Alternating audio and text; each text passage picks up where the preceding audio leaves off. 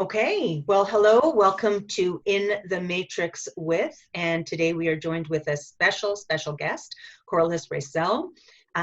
Corliss and I go way back, actually, a month. Was it a month? Maybe a month ago. It's been But so long. oh, so I long, don't even know. so long, but definitely drawn together for a very specific purpose, and we're in the throes of figuring all of that out. But a remarkable woman. I'm going to get into that in a moment. But again, for those of you who are new to this call, the whole purpose of this program specifically is really to introduce you to the experts and their insights and perspectives that help us to better navigate the world of money management, money mindset, and money motivation. Because if you've been through the program, you know it's when those three realms come together that we are finally able to master the magnificence of money. So today we've got Corliss with us. I have to share this. I hope it's okay if I share this. Corliss went through the matrix at record speed. So a 21-day program, and she was done in less than 5 days. I'll let her explain that whole piece. But oh, Corliss, I tell you, the tenacity and the drive and the enthusiasm and really just the exuberance you have for life, it comes up not only in the Matrix, but I just see it coming up over and over and over again every time we connect through a networking call, right, or a networking group. So thank you for being here. Thank you so much. I'm super excited to be here. It's truly my pleasure. And I did get through it in 4 days. 4 days. But I keep hearing like it is an incredible program. I didn't want to put it down. I was like, okay, I want to keep going. I want to keep going. Oh, I'm so excited about learning. I get so excited about learning. And the way you laid it out just made me want to keep going. So I didn't find it stressful. Of course, I've done a lot of personal growth work myself before, I entered the program. So that obviously assisted me in being able to kind of breeze right through it. But honestly, I just loved how you put it together and I just didn't want to stop. So got it Well, done. thank you for that. Thank you for that. So I'm really pumped to have you here because I have to tell you that when people go through the matrix, and not so much entrepreneurs, I find, and maybe you can weigh in on this, because I find that a lot of entrepreneurs start businesses, especially women, female entrepreneurs start businesses based on what they're passionate about, right? And fulfilling a purpose, that might be an interesting conversation. But there's many people that I meet that go through the matrix. And, as you know, when you come to the end of week one, you have this new number. We call it the magic number, which is really how much you need to be earning to take care of yourself financially with financial safety and security. And so the number one question I get and the pushback is usually, well, how the heck am I supposed to make that? And especially for the people that aren't even living with purpose right now. They've picked up a job just for the sake of picking up a job. The money isn't where they want it to be, and really trying to tap in to what that is. So I'm excited to speak with you to figure out, how do we start finding a purpose? Because it's a loaded question for sure. But the other thing that I think is so valuable about the dynamic that you're bringing is really your beginnings, right? Which a lot of women, I think, will see themselves in. You grew up on a farm, right? I did. Yes. So I come from very humble beginnings. So maybe we'll begin there just so that, everybody has an idea of who I am. So in my story, I guess where it began is that because I'm the third in a big family of 8. And most of my life, in my childhood, I was really working to be seen and be heard and be understood. And I wasn't understood. So throughout my childhood, I was just fighting to find a place of my own. And I have this beautiful family. I mean, my parents 100%, they're like, I love what you said even in the Matrix about this isn't about assigning blame. There is no blame whatsoever. I have amazing parents, but when we're children, we make some decisions about ourselves. And in my space, I was growing up just trying to find a place where I fit in, and I didn't find it. I felt like I was always fighting to be heard and understood. And because of that, I grew up feeling insignificant and small. And because I felt insignificant and small, I really didn't feel like my life had purpose. And I went on a journey without calling it that, right from, a child moving into a teenager to a young adult to an entrepreneur to now a mature woman. I spent my whole life searching for who was I in all of this? How am I important? And that just stems back to lots of things that happened throughout my life that, basically I just didn't feel like I had purpose, and I didn't feel like I was important enough to have some big grand purpose. So I was always searching for it. And it led me down a really interesting path. And what happened was, I went from childhood to marrying at a very early age. I was only 19 when I got married, because in my mind, if I could get married and have somebody, love me forever, that made me worthwhile and that my life had a purpose. And of course, we all know that that's not really the way things play out, because it's whole and complete people that make a healthy relationship. So I ended up spending most of my 20 years of marriage just trying to figure out who I was, where I fit in, and the pattern repeated. And as I started having my family, so I fell into an opportunity, and I'm going to say fell into it because I truly did. I was working a full-time job. I had my path, but I started a side hustle. And this side hustle was with Party Lights. So I was introduced to this company that is candles. And I only started solely for my own purposes. Like, I started strictly I wanted extra money. I liked the product. I wanted these nice, pretty things in my home that I couldn't afford. So I decided to become a consultant, thought I would just try it out as a side way of earning income, solely focused on myself. But what happened was, as I started doing these presentations, I started meeting people, I started, building my own confidence and presentations. I started attracting people, women specifically, that wanted to be a part of my business. So as these women came into my business, everything about my business, why I originally started, because I did just start for myself, it shifted from I could help these women have a transformation in their lives through giving them a business and supporting them and mentoring them and encouraging them and teaching them skills that they don't have. So I went from, lighting homes to lighting lives, and a purpose was born in me through my business. So I always say that I started my business as a side hustle, and I meant to do it for 2 weeks, and it turned into 26 years and going strong. But that's really kind of how it unfolded and how it revealed itself to me, because I didn't feel I had purpose until I started working with these women and seeing their lives change. And I started seeing the impact that supporting them in business was doing for them. And that's where purpose was born in me. And that's where I was like, I am actually lighting lives here. I'm not just lighting homes. This is way more than just a product. And it made me so passionate to do my business. So I started for myself. I stayed for the people and the opportunity and the purpose of what I was able to fulfill there for people. So that's kind of where it kind of unfolded. That's just a brief snapshot of my life and my business. However, now, of course, in my introduction, you probably saw that I'm the founder and CEO of Corliss Consulting Incorporated, because what happened after I was in the business for decades, not that I didn't love it, not that I didn't want to stay with it. It wasn't anything like that. But after time, I felt like I evolved as a person and I had more to offer. And as I evolved into more wanting to offer more, I realized that I didn't want to just offer these skills and this coaching and this mentorship just to my sales team. I didn't want to just offer it there and be restricted there, because I felt like there was many other vehicles that people could experience and fulfill their purpose. And I wanted to help that and support that. So that led me in a direction of starting my own company so that I could take these skills and the training and fulfill my purpose on a deeper level to help more people. And I started my own company. And of course, that's a whole nother story that I can tell you about a little bit later. Can I ask, I'm fascinated. So if we go back to, I love that idea of lighting the room, lighting lives. Mm-hmm. What was the impact that you were having on these women's lives? Like, how was it showing up for them? How were they changing?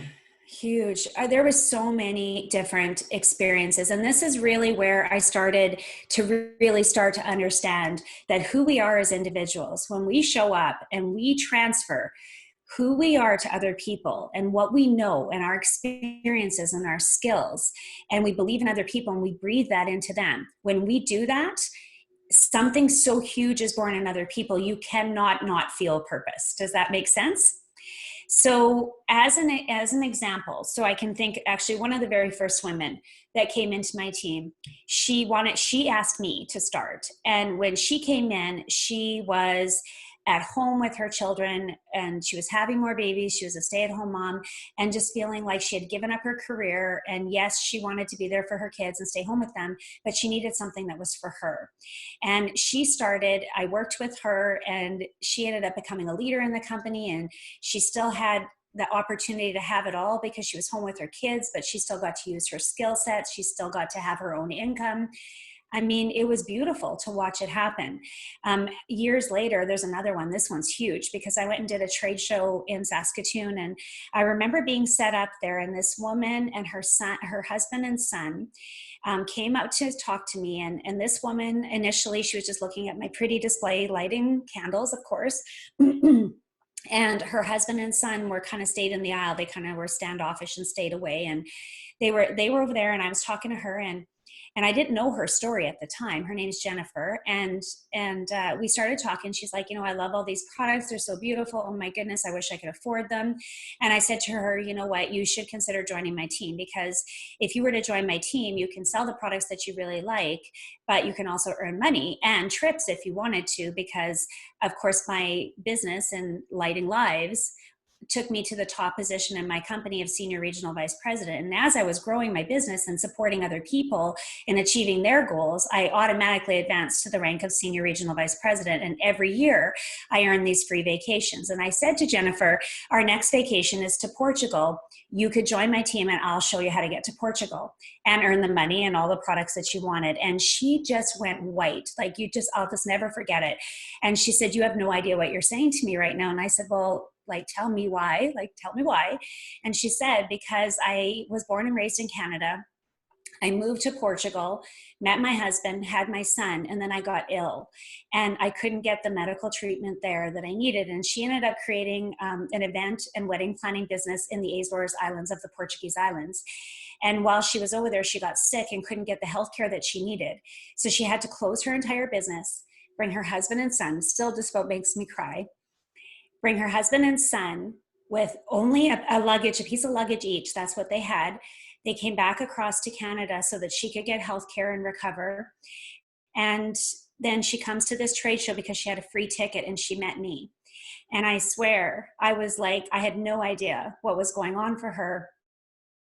But when I said to her, I'm sorry, when I said to her, you could earn this free vacation, we could go to Portugal, she was like, it was true. I had no idea what I was saying to her. So then she did join my team. She did earn Portugal. She became a leader. She earned all this income. And 5 months after meeting her, we were back in Portugal together. So it ended up being such a magical story that Jennifer got the treatment that she needed, and she was told that she wouldn't be able to have any more children. She did end up having another child, and they even made me the godmother. And it was all because I met her at a trade show. Through the business opportunity, I was able to support her in reaching a goal that she could have never otherwise realized. And that meant something to them. And when she did have her next child, I became the godmother of that baby. So that's what I mean. It's like sometimes the most smallest and insignificant thing, if you're really focused on purpose and helping people and lighting lives like I was, you can cause an absolute ripple effect that you just can't even imagine. Wow. And so what I'm hearing in that too is you're never really selling a product, are you? You're not selling a product, you're not selling a service. It's about being of service, right? It really Showing up is. powerfully for others. And so did you notice in Party Light, as you were demonstrating this, you weren't selling candles, you were selling a new life for women. You were selling empowerment. You were selling a financial strength and victory that would allow them to kind of build and create their own life. That's what you were selling as you started to build your team. How did you then share that philosophy with them going forward for them to show up powerfully in their product? Well, you see, I don't think it matters. And that's actually why Corliss Co evolved and where I evolved to start my own company, because I don't think it matters on the product. It matters on the place that it comes from. It matters that you are coming from a place of service. You see, purpose is the foundation of everything. So here's what I've discovered to it. It's the why behind absolutely everything that we do.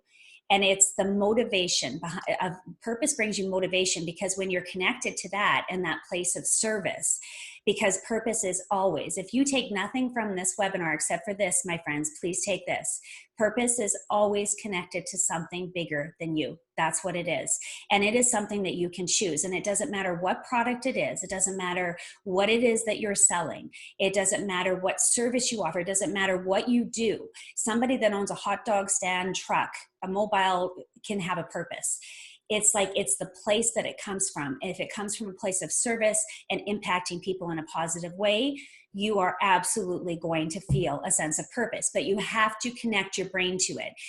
You have to see that you're bigger than that. You have to, that you're bigger than just you, and that it's bigger than just you. You have to think about the impact of what you offer and what you do and how it impacts other people. And when you do that, you're going to own it to be able to live it. It's just the way it is. So I use this example. So as I was working with my team, and still to this day, because now Corliss Co, we do all kinds of things. I mean, I have a book, I have master classes, I have online courses. Everything is connected back to the purpose of serving and impacting people and helping them tap into their personal power and their purpose. So here's how I look at it.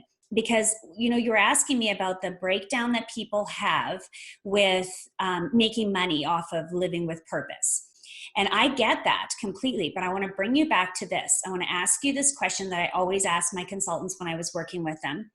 If you have a school teacher, so my daughter, she's a school teacher, okay? She's a grade 8 school teacher in Saskatoon. So when my daughter goes to school every day and educates those children, so she goes there, she shows up when she's supposed to, she teaches them skills, she is there for them as they need her. And at the end of the day, I'm going to ask you, does my daughter deserve her paycheck for being a teacher? Well, unanimously, of course she does. I mean, everybody deserves to be paid when they do a good job. So how I looked at it as a leader in my company is that if I do my job and I fulfill the purpose of that job, so whatever that definition is for you and that line of work that you're in, do you deserve to be paid? Of course you do. Of course you do, just like the school teacher does. Does that answer your question? Well, I think there's a lot there to dissect. So outside of the commercializing, because you're right, I think that there's definitely some people, you know, I oftentimes use the example of Mother Teresa, who it's all just about giving, give. However, especially a lot of women, and we've talked about this, a lot of women will skew martyr, right? Where it's give, self-sacrifice, and then having a really hard time receiving that money in. Or if we look at artists, right, where they're visual artists, or they're painting, or they're writing, and then they have this love-hate relationship with money where, you know, I'm serving a purpose, I'm giving beauty back into the world, and I'm making people's lives better, but I have a hard time accepting money for that. And Mother Teresa, what I love about her example is that she was wealthy beyond, you know, imagination, right? But what she chose to do with her money, she never resisted when money came in, but it went in and then it went right back out. It went right back out. It went out into, you know, building communities and feeding people and loving people. And so I'm just curious where I usually see the resistance. And did we talk about teachers? Is that why you used the teacher example? Well, see, I always saw myself. The reason I use a teacher example is that I always see myself as a teacher. My classroom is just different. I saw myself as a teacher, even when I was lighting candles in someone's home, or when somebody joined my team and I was teaching them, I felt like I was a teacher. It was just a very different classroom. Now in my new company, I am still a teacher. I educate people on life skills and business skills and entrepreneur skills, and I help them level up, right? So I'm still teaching. So that was why that example came up. But I really wanted to say something, Tanya, that I think might help people understand, because this is where I'm at in my journey. Now I'm going to say where I'm at in my journey, because I'm speaking my truth as of today. if you talk to me next year, I might have a new truth based on what I learn and how my life evolves and how my purpose, takes shape. But as of right now, like today, I really believe that when people have a hard time accepting money, so payment for a purpose-driven service, because you're serving people, I believe that it has to do with self-worth more than it has to do with anything else. Because I think when we value ourselves, we are willing to open our minds to the idea that we have to accept, or that we are to open our hearts and be willing to accept payment for what we give and the value that we produce. Yeah. Okay, so I'm so excited because in preparation for this interview, I was doing some research, because usually when I'm working with teachers, and I know there's several teachers on the call, this is usually where I get the pushback, because just like your daughter, they say, well, I love what I do and I'm of purpose and just not getting paid enough to make my magic number happen. Mm-hmm. And so I, just like you, always kind of went into this piece of, well, typically our earning is a reflection of our self-worth, right? And we've got some work to do there, which typically rubs teachers the wrong way, because they're like, well, I'm feeling worthy, I'm feeling good, and I'm feeling like I deserve the magic number. But society has placed ceilings on what teachers earn. So this is a small little departure, but I found this fascinating. And so I just want to put this out there to see if it sits with anybody, if it lands with them. So as I'm researching teachers, if you actually Google millionaire teachers, there are tons of millionaire teachers. What they did differently is that they invested their money. They invested the money that they had to make their millions. And so this is new with me. And so I'm still processing this. But I am wondering now if a part of our resistance to, making the money because of the worthiness piece, we can invest it, but I'm wondering if a piece of the resistance is because investing money and having money make money is actually very easy. Well, I think until we actually become, okay, so say you're on a limited income. So I'm going to use an example of my boyfriend. So my boyfriend and I have been together for 8.5 years. And when he met me, he said to me, no, because remember, I'm an entrepreneur. So it's like, I have all the abundance in the world to be able to earn more money if I want to. So yes, that's how entrepreneurs are, right? Like, yes. Absolutely. No ceiling. But I still had blocks. Because it was directly connected to my self-worth. So I meet Shane, and Shane says to me, I know exactly when I'm going to work. He literally has to clock into the minute. And at the end of the day, he knows exactly to the dollar. I was going to say to the penny, but pennies don't exist anymore. He knows exactly how much money he's going to make. So he comes in and he says to me, that's not going to work for me. Like, how you're like, okay, I'll just make more money. And he's like, yeah, that doesn't happen in my world, right? And I'm like, yeah, but how do you know? How do you know? Because now you've literally closed off your subconscious mind. It cannot even allow it to come in. How do you know that some long-lost uncle won't will you $1 million? How do you know that the one time you buy a lottery ticket, you won't win?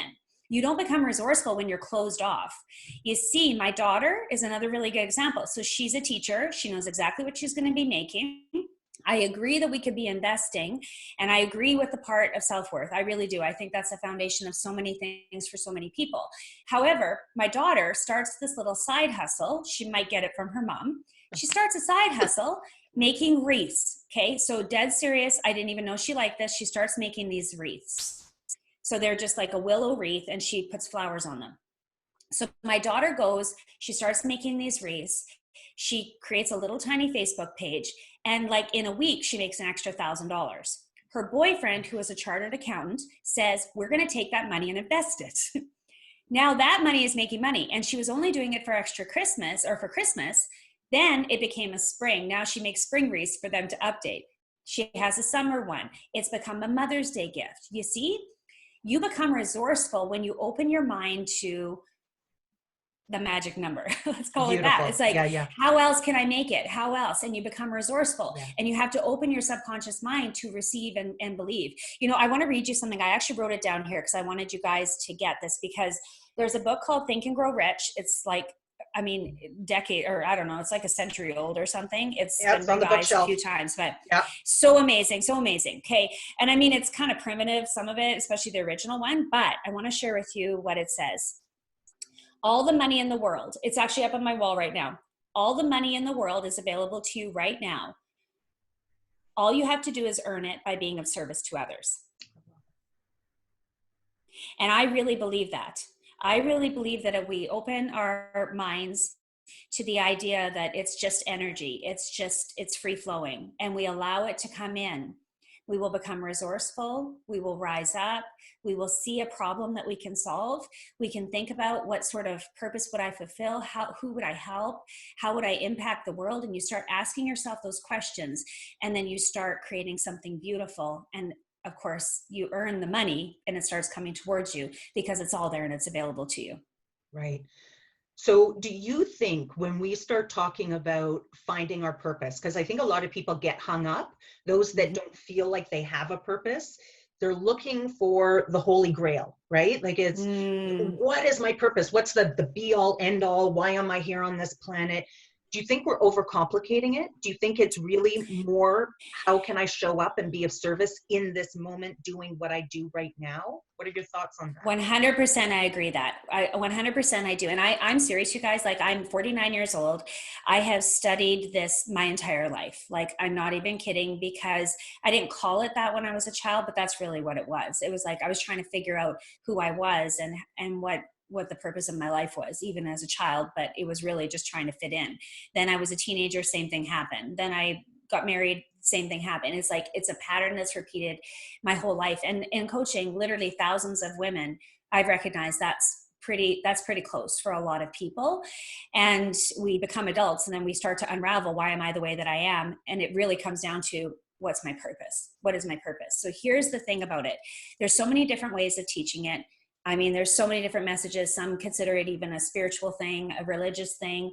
Others are like, it's not going to be discovered until the end of your life. I talk about this a lot in my book. The first section is free to you, by the way, which is all on purpose on my website. So we'll get to that. But And the book is Lead Your Life, Lead right? Your Life, How to Lead Your Live Life. with Purpose, Passion, Okay. and Confidence. Yeah. Okay. And the first section, so the first 4 chapters is all about purpose. You get it free. You can download it right off my website. Just go to corliss.ca. But anyway, so I spent my whole life kind of searching for this, and it led me on an incredible journey. It really did, of self-discovery, because I was just in the inquiry of trying to figure it out. I was trying to learn it. I was trying to understand it. I was literally studying it my entire life.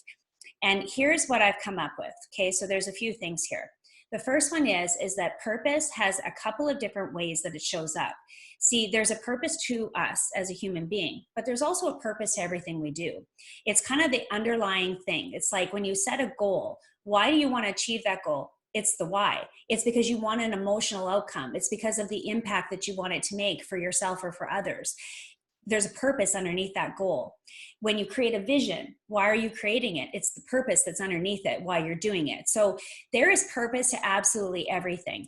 As an example, when I go to create a conference or to do an online course or anything, even showing up here today, it's like, what is the purpose? Why am I showing up here? What do I want people to leave with? Purpose is the foundation of everything. But then there's also the purpose to our lives. And this is the part that gets really struggling for people, because I believe that there is purpose to our lives, but it's going to shift and evolve as we shift and evolve. You can't just have one purpose for your life, because, as an example, a teenager who is, full of self-doubt and just trying to fit in and find a circle and try to figure out who they are may have a big purpose for their life, but they can't experience that fully. Now, that person grows up and becomes a 40-year-old person that now has all this life experience behind them. It's going to be very different, but it's still the same purpose, or the same person. So the purpose evolves to our lives as we go. Now, that's why it's so hard for people, because it's like, oh, here I am. I'm just trying to live a life of purpose. What's my purpose? I'm so lost. Well, really what you're saying is you're unfulfilled, and that you haven't quite figured out who you are and what you can contribute. Because here's the thing about purpose. Purpose is always about contributing to something bigger than you. I use the example of a mom that is exhausted and her baby's crying at 4:00 in the morning. Why does that mom get up? For something bigger than herself. She's not going to leave her baby crying all night. The purpose is stronger. It pulls her to go and do something, to soothe her baby, to feed her baby, to take care of her child. That's what purpose does. It literally chokes me up because that's what purpose does. It's like you don't have to chase it. Like I always thought it felt like, matter of fact, I ended up on Jack Canfield's couch, and I'm going to tell you that story because I feel like it's really going to help you understand this. And him and I were talking about this, and I said to him, I feel like I'm always chasing the end of the pot of gold at the end of the rainbow. It's like I never quite get there. It's like I want to find what my purpose is, and just when I feel like I've got it figured out, I'm like, it's not there. I got to keep chasing it. And I would rather not do that. I got sick of it, and I said to myself, I'm not doing this anymore. My purpose is what I say it is. My purpose is who I am today, what I bring to the world, what I have to offer, what service I can provide, what skills I have, what experiences can help other people. And when I connect to that and own it and say I have value, and everything that I've lived to this point in my life could be used to help other people, and I'm going to show up and use that and give that and provide that to other people. And when I do that, I have to have purpose in my life. I just will. So instead of chasing purpose, I'm choosing it. That's really what it comes down to. Now, Jack Canfield. So this is just a really important story that I have to share to help you with this. So I was still kind of chasing purpose. Okay. So I was like 40 years old. I recognized that I'm making a difference. I got a purpose to my business. I've raised my 3 children. Purpose is there. I mean, I can see it, but what's the purpose to me? I got confused because now suddenly my kids are leaving home. I feel like I've done everything I can do in my career. Yeah, I could do it with more people, but I wanted to do something more. I was questioning my purpose. So that led me to saying, I'm going to do something different. I'm going to expand this company. So I opened my own company.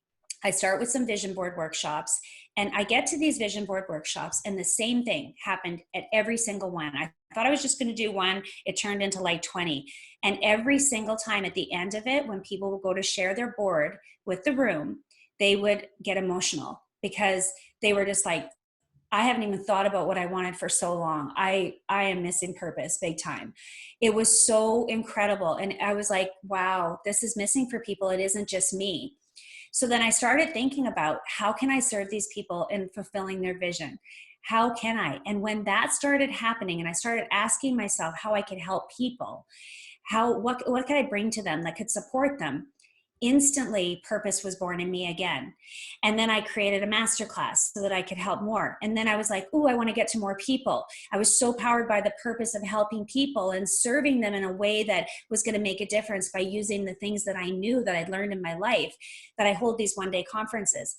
And this is the absolute true story. So I was doing this one-day conferences, and I was so flooded with excitement about everything that I wanted to do. Purpose was very much reborn in me, that this stage of my life could become about helping other people, not just my kids or just not in my sales business. So then I was recording into my voice recorder in my phone. I was capturing ideas because I was literally flooded with them. And I had my voice recorder in on my phone going, and I was just saying things, blurting it out loud. My son was in the front seat. He was 10 years old at the time, on his iPad. I thought he wasn't listening to me, but clearly he was. And then a phrase came out of my mouth, and I said, wow, that sounds like a good book. And then I said it again, and my son looked up from his iPad and he goes, Mom, that's really cool. And I was like, that is really cool. I think I'm going to write a book. So we literally got home and I Googled how to write a book. I had no idea. I signed up for Jack Canfield's training. Now, if you don't know who Jack Canfield is, he's the author of Success Principles and the co-author of Chicken Soup for the Soul. He has sold more than 547 million books. Like, that's who this guy is. I got so excited. I signed up for his program.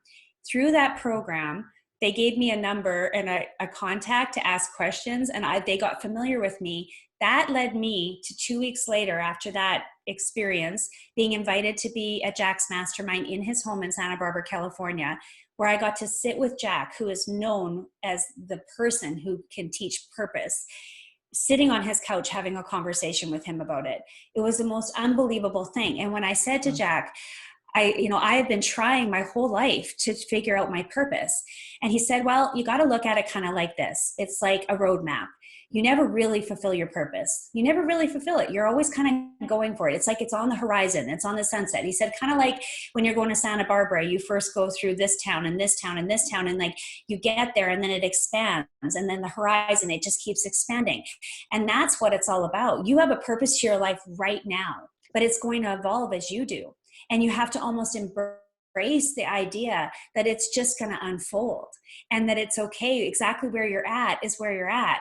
And then when you just take that on and say, I own this purpose for who I am now as I become who I want to be. And you just evolve into it like it's on the sunset, but you don't have to wait for it to show up. You don't, because you're not going to get there, so to speak. You can choose it now, today, by saying, this is who I am. This is what I bring. This is what's important to me. And I'm going to go and contribute to other people and make a difference to them. Yeah. And when I do that, I'll feel purpose. You can choose it today instead of on the horizon. Well, I think that's huge, because that is really the week 3 work, right? Which is the motive and the why. You talked about the purpose and the why. And we've had this conversation around, one of the epiphanies I had was that I always felt success was right around the next corner. It was just across the next chasm. It was just right there. It was always there. And then I realized through the work that I was doing that emotional piece of just realizing that everything's around the next corner. You live your whole life with everything around the next corner and not in the present. So what you just said right there is so powerful, that your purpose is right here, right now. Right now. You just 100%. need to let it in, and maybe not even let it in. I don't know how this is going to resonate with you. I believe that we have everything we need in the moment, that it's all within us. People are like, oh, I need more self-confidence. Oh, I need, more education. Oh, whatever it is. Right. But the truth is that as we've become adults, we just have more and more layers, and those layers have sheltered us from what's really at our core. Right. And yes. It's that core that's the gift. Yeah. And that's why I believe that it's the sense of self-worth. It's like when I was, going through my life, I couldn't feel like I had purpose because I wasn't giving myself permission to, because I didn't feel worthwhile. Right. It's like I didn't see what I was doing was making a difference. And it was really my experience with Party Light that really started to help me see something different, because these people would come into my lives, mostly women. So these women would come into my life and I would see who they were. And I could see that they had goals and aspirations, and that they wanted something. They wanted their lives to matter, and they wanted to make a difference. They wanted to be a great mom, and they had all these things, but they just didn't quite know how. So then my purpose was born by seeing who they were and helping them with the skills that they needed and the belief that they needed to kind of achieve that. And then purpose was just born because I could see I was making a difference. Now, if your journey is going to be different than mine, so obviously everybody who's listening, is, yeah. I mean, of course, everybody's got something different, and you might not be this passionate person that wants to be a coach like I am, right? Or maybe you're not an entrepreneur, but that doesn't mean that purpose doesn't live in you. Every single person has life experiences, has skills, has a uniqueness to them, something that is solely you. No one else in the world can be you. No one can be. So it's like you have to give yourself the permission to live with purpose and to say, I am a purpose person. My life has purpose because I bring this, and this to other people, and I'm going to own that. And when I own that and I use my life skills, experiences, and who I am as a human being to impact the world in some way, whether that be, my neighbor next door that is having a bad day, or the person at my workplace that I buy a cup of coffee for. It's like you can choose it today, and you can just rise up and be that. And it's like you almost have to give yourself permission to be that. Yeah. I have to share this with you, because when was it? It was, I forget the date that Kobe Bryant passed, but I was in Regina at the time and hearing of the helicopter crash. And really, quite honestly, I hadn't followed basketball for 2-3 decades. I knew Kobe Bryant was a basketball player, and I started doing all of this research. And for those people on the call that are familiar with the Matrix, this is kind of where I went off on my goat. I started talking about goats all the time. Everybody's like, what is a goat? And it was because Kobe Bryant was GOAT, right? GOAT, greatest of all time. And as I started to really research him, I became just so fascinated by his story and his ability to just shine, right? To dominate that space. But it was fascinating to learn about his brain and how from a very young age, he just decided at first, his maturity level, he said, I just want to be the greatest of all time at playing basketball. And so that was his purpose. It wasn't about what was happening on the outside, but he made that his mission. As he started to mature and started to realize it was about giving back as well, it was interesting to see how he felt compelled to show up on the floor because of the people that were watching, and how there might be one child in that audience that decides to watch how he was going to play, how he was going to maneuver, how he wasn't going to give up, how he was going to really just show up powerfully on that space, in that space. And so that became a big piece of how he played basketball, was showing up powerfully for the fans and specifically the kids. And then as he left basketball, it was about understanding that his greatest of all time wasn't about the sport at all. It was about him being the greatest version of himself. Yes. And how with every single learning in that, and then if you ever get a chance, that Dear Basketball documentary where he's professing his love for the sport, for him, it was just about full appreciation and actually just telling the sport how much he loved the sport and how it shaped him as a human being. And this is then why he won the Oscar, because it was about showing up powerfully for the sport. So I just found it so amazing, because as he's going through his life journey, it was just as you said, always in that moment of being as powerful as you can and not finding the excuses to not shine, whether it's for 100%. yourself, your family, the fans, a sport, right? It was just, yeah, I get all emotional thinking about it, but that's exactly what you're saying too. It's right here in this moment, and how your journey and how you become great and the journey that you go through to do that, how that then shines the light for other people. Truly does, but you have to own that first. Yeah. So what we're hearing is that, Kobe, as an example, or as the example that you used, he set the example of like, this is who I want to be, like in my world. I want to be the best that I can be, as best at basketball. Okay. Yeah. Then he created a compelling reason, because he started to see how his mastery of his skill was impacting other people. Then he started connecting to a bigger purpose, but he owned it. So what happened here in that process of what you've explained is that he owned his power. He owned his purpose. He said, I'm going to show up and be the best, not just for myself, but because it influences other people. And everybody can do that. It doesn't matter who you are, what your occupation is, it does not matter. I'm going to share an example with you right now that I really feel I need to. I feel very compelled to share it. I have my mom's permission, but I don't know that she understands the magnitude of me sharing it on a virtual space like this, because she doesn't even have a computer. But my mom had 8 children. So there's 8 kids in her family, and my mom is a farmer's wife. So she's been a farmer's wife since she was 15 years old. My dad runs the farm. My mom looks after the home, the children, and the meals and everything else involved with that. And sometimes is out there driving the grain truck, whatever she had to do for them to get the crop off and to raise their family. So that was my mom's occupation. Okay. My mom, I never knew until way later in life that my mom always felt like it wasn't very important.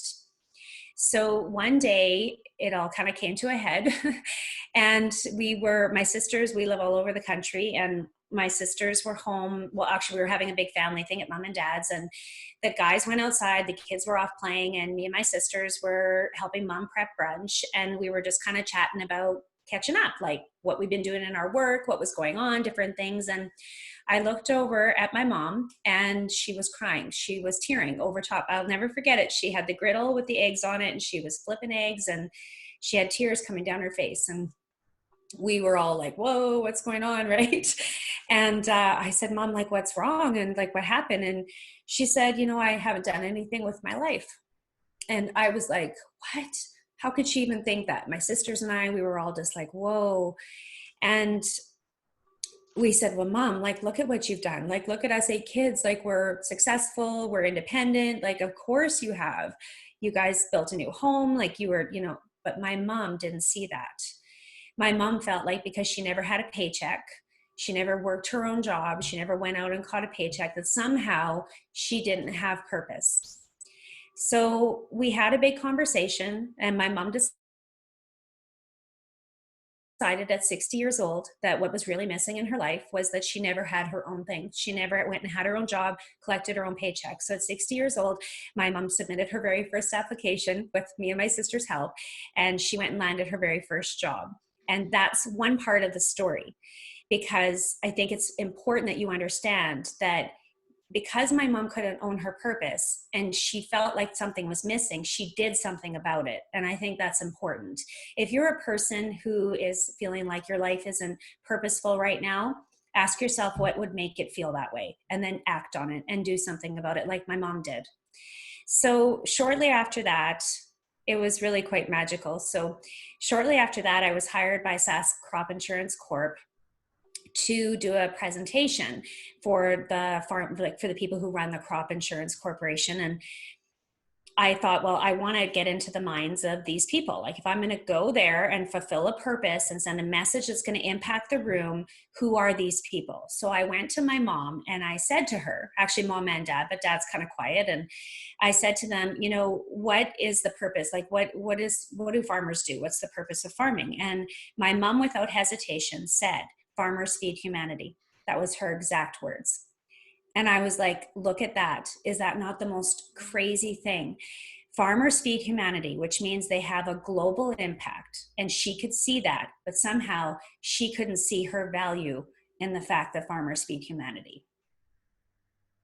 Do you see this? I absolutely see it. I absolutely, and it was interesting because when you were sharing that story, the earlier part of the story, that's exactly what I went to. It's about feeding the world. And so what I'm hearing you saying there is that she acknowledged it on one level, but she Yeah. didn't acknowledge it internally. Now, you didn't say this out loud, but is this because of the self-worth issue where she felt that she wasn't worthy? And actually your language was she didn't feel she was important, which also kind of parallels what you were saying in your early Yeah. childhood where you didn't feel important. So is that where I think the I block think was? my mom's never said those words, but what I can say is that what I've learned in my assessment of all of it, probably because of my own story, relating to that, and of course coaching lots of people that have the same thing, it's like you have to own your power. I call it the Yeah, power of one. It's like you have to see that you have purpose as well. And you have to understand that who you are right now is 100% okay. And you have to accept that and embrace it and own it and see you have purpose, and then intentionally set out to go and be and use those skills and those wonderful gifts that you have to impact people. But you have all of those things, but unless you use them, you'll be a purpose will elude yes, you always. You have to yes, use them, and you have to intentionally own them, and you have to say, this is me, and this is how I am, and this is how I show up, and this is yeah, how I make a difference. And you know what, every person's going to have their experience with that. And my mom, what I see is that my mom had that experience with that. It's like she was evolving as well. She maybe couldn't see her purpose of these 8 children, and it didn't matter how much right, we said to her, Mom, look at the successful children that you've raised. I said right, to her, Mom, through one child, one, I literally mentor and coach, and I've influenced thousands of people. And this is not an ego thing. I have this wonderful ability to be able to reach people that was gifted to me from my mom, that taught me that right, I am something and that I have something to share. And I got my core values from you. yes, But see, I couldn't own that. My mom didn't see that. And so it didn't matter how many times it was said to her or how many times someone said to me that you're awesome. Until yeah, you own it, it's going to be yes, hard for you to feel purpose. So you have to recognize, this is the affirmation that I use, that literally, as I've used it most of my life, I love who I am as I become who I want to be.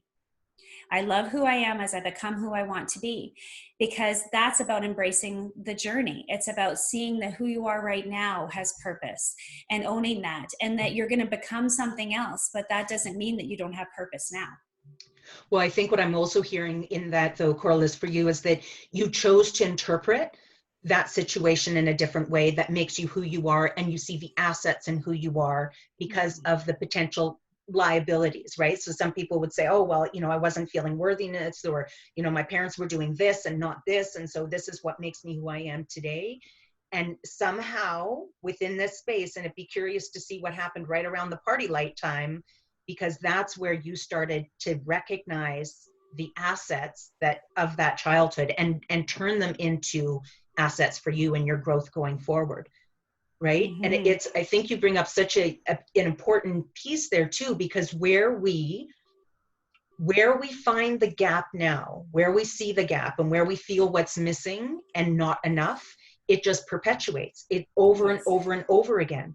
So, people can say, well, I didn't get enough love, or there wasn't enough me time. There's usually not enough time. There's usually not enough money.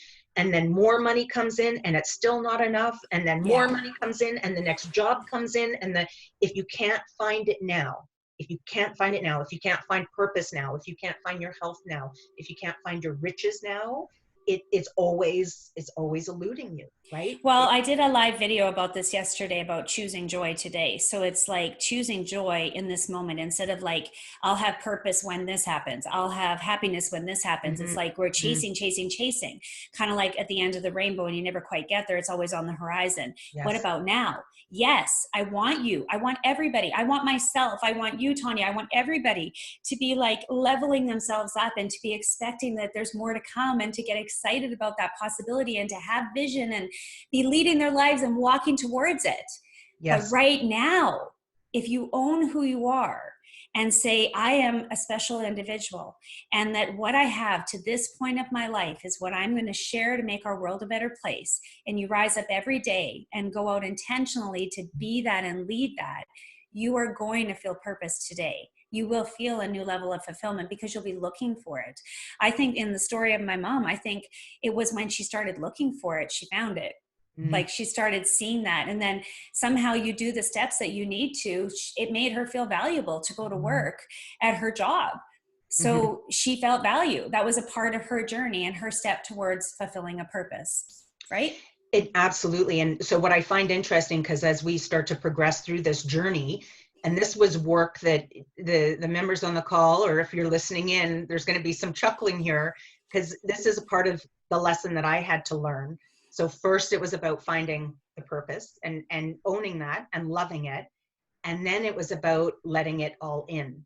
Right. And so one of the things that I share with you here, and maybe if you could speak to this, is that members actually drew my attention to the fact that I resisted when people would then share with me their learnings or the profound experiences that they were having as results of the teachings and the program. And they would say, you've transformed my life, right? Thank you so much. And then what did I do? I got uncomfortable with that. I was like, it's not me, it's you doing the work. I simply showed up with the tools. But the members were gracious enough to say, why are you resisting? Why are you pushing back against, here you are living your purpose and you're showing up powerfully for us and allowing us to transform our life? And then just that resistance. So I don't know if you have any feedback. Well, I think we downplay that. I think a lot of times, because I think there's some conditioning that goes on in most of our lives, that somehow if you own your power, that you're egotistical. Or somehow if I like say I am great at this, or I've contributed, or you acknowledge and let it in that you've done something wonderfully or have achieved something, that somehow that's ego, and nobody wants to be seen as that obnoxious egotistical person. So it's like we have a tendency to minimize ourselves. But here's what I know about purpose and living with purpose, is that if you are showing up every day with the spirit and intent of making the world a better place in whatever way that is, in whatever format, because you can show up at your work, you can be a leader in your home and intentionally lead your life, like literally lead it, and have this intention of purpose, how could that ever be egotistical or obnoxious to do that. It's the place that it comes from. It's like if you are just going out there seeking validation and wanting to accomplish and crushing people and doing everything that you can to get where you want to go, then that's not a purpose-driven life. And you should probably feel bad about that. And of course, there's inadequacies with that. But if you are just coming from that place within you, then you could never doubt it because you're coming with a place of doing good. You just are. You know, there's a book, I have to just share this because I've for sure been reading this book for 25 years. I still read it. It still sits on my night table. I am going to write a book similar to this book at some point because it's been such a valuable resource for my life. And it was my first exposure to purpose. And I'm going to explain it to you in the words of Robin Sharma. It's called Who Will Cry When You Die? Okay. It was the first time that I recognized what purpose is. It was the easiest and the simplest way to translate it in my mind. Hopefully it's the same for you. So it goes like this. The theory is that when you're born, when a baby is born, the world cries. The baby cries while the world rejoices. So if you just envision, a baby being born, the baby crying, and everybody else is so happy. Live your life in such a way that when you die, you rejoice while the world cries. That's a life of purpose. So it's like a life of purpose by choice, where it's like, you know that you're a special human being and you're here for a reason, and you own that, and you recognize and own your gifts and your experiences as all a collectiveness of helping you bring yourself, your best self, to other people. And when you own that and you get up every day with the intention of living and leading that, at the end of your life, you're going to know that you lived full out. And the world will cry because they lost someone so special. Like the world cried when Kobe Bryant died. I'm getting emotional on that. But you will rejoice. Yeah. You will rejoice because you will know you have. And you asked me earlier about what happened in the transition of Party Light, because I'm still with Party Light, just so you know. Oh gosh, yeah, that company made me who I am. It's I love my customers, I love my team. It is in me. It is in me. It made me who I am. But what happened for me was I got divorced very suddenly. No divorces are sudden, but it came to a very abrupt end. And I found myself overnight, like I was living in a mansion overnight, me and my kids moving to a 2-bedroom apartment. It was a very traumatic time in my life. And we go to this place and we start landing on our feet, and my daughters start growing up. My son starts going to visit his dad. And I realized, oh my goodness, now what? So I lived most of my life for everybody else, building my career, serving my team, serving my customers, taking care of my husband, trying to create a life there, taking care of my children. And then suddenly I'm like, now what? Where's my purpose? And I wanted to reignite my Party Light business, and I wanted to do all those things. It wasn't that I wanted to leave, and it wasn't that I wasn't grateful. I'm so grateful. I'm so grateful still to this day. But I just felt like there's got to be more to me than this. There just has to be. And I didn't want it to be the only thing I'd ever done in my life. It was really the career that I've had for 20 some years. It was mostly my life. So I started asking myself if I could do anything, if I could be anything, if I could make a difference, if I could impact the world, like what would I be doing? What are my skills? What are my talents? What are they? I started just really reanalyzing and reassessing everything about who I am and what is important to me. And that's when I connected to the idea that I don't have to leave my old life. Why can't I just create something else? I have more time now. I'm pretty excited about the fact I've got more time. I don't really know what to do with it, but I know I got a whole lot more life to live, and I don't feel like my purpose is fully fulfilled. So I started asking myself, and when I started asking myself those questions, my company was born, my book was born, all these new people started coming into my life, and I started using what I know about myself to help other people. And no matter what ends up happening with my company, I mean, COVID has had quite a significant impact on my company. And I know that I can rise up again, but this is unprecedented, uncertain times. No matter what, I will still feel like I did something that was meaningful and worthwhile. And if gosh forbid, that my life was over tomorrow, I will know that I had lived to the fullest of who I could be because I chose to. That's beautiful. That's beautiful, Corliss. So much value in there. So much. And I'm hearing these stories. I'm getting emotional with your story. I'm getting emotional with the story that you shared beforehand. And in that, the learning, I think, for us to wrap this up, and I forget the name of the individual in terms of where to attribute this quote, but one of our greatest lessons here in life is this need and longing to be appreciated. And I think when you were sharing that story of who will cry, right? It's about this longing that we've made a difference to your story specifically. And so I know in the work that we do and in the psychology, what we most long for from others and the sense of appreciation, that's the work that we need to do for ourselves, right? Is to Yes. appreciate ourselves, to value ourselves, because it's in that journey that we can show up for others and do the same for others. Right. And I think Absolutely. this is what I hear you say in purpose. It's about showing up, serving powerfully, authentically, by understanding what your journey is right now in this moment, and that there are no gaps. You're perfectly imperfect just as you are. And there's nothing more you need to start going out there and being of service and to share that with the world.